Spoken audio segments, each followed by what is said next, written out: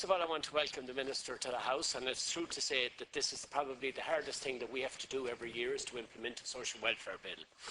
And I want to compliment the Minister for this particular bill because I was, like others, was bracing myself for something an awful lot worse than what we actually were hit with.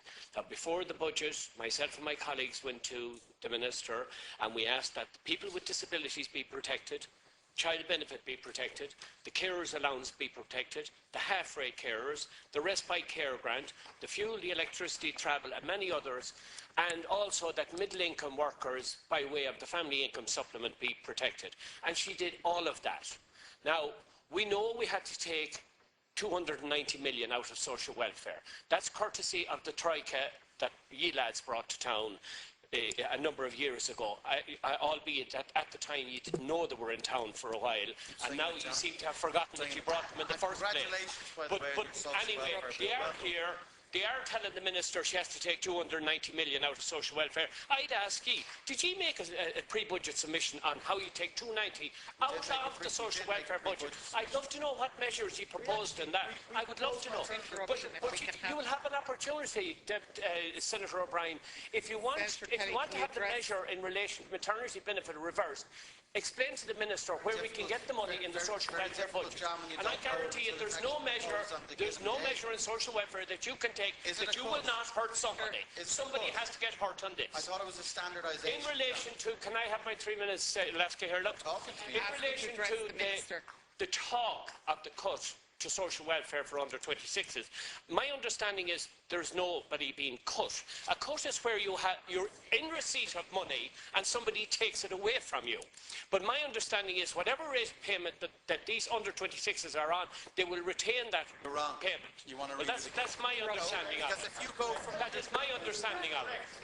And furthermore, might I also enlighten you, and there's many young married couples out there under 26 years of age, they are not restricted to any of these measures at all once they're married.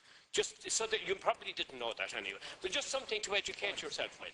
As regards education and training schemes, I worked with young people down through the years as a community welfare officer. The people that came into my office at the age of 18 on their birthday to sign on and maybe spend too long on it. I've spoken to those people years on, 3 and 4 years after their term on social welfare, and they told me it was their biggest ever regret that they went on social welfare at the age of 18 instead of educating themselves. And then they subsequently continued thereafter to go back onto these schemes. I won't cover the bereavement grant, but Senator Maloney has covered it there. 60% of that money ends up in the estates of deceased people and is divvied out amongst family members. And as Senator Mooney said, it's the little things that trip you up. I know you would prefer if it was a much bigger thing that might trip us up on this one, but if you have any other little things that you would recommend to the Minister that a measure that she, as an alternative to some of the measures she has taken, we would be delighted to hear it. Now, I did hear you, Senator Mooney, you were talking about the cost of funerals as if it's the Minister for Social Protection's fault, and about home care packages as if it's our fault, and the bank veto as if it's ours. None of these things have anything got to do with this social welfare budget. And just finally, Minister, I know I'm pushing it here on time.